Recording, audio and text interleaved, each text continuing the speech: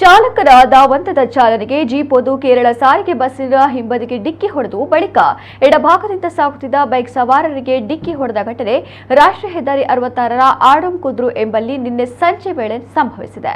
ಘಟನೆಯಿಂದ ಬೈಕ್ ಸವಾರರಿಬ್ಬರು ಗಾಯಗೊಂಡಿದ್ದಾರೆ.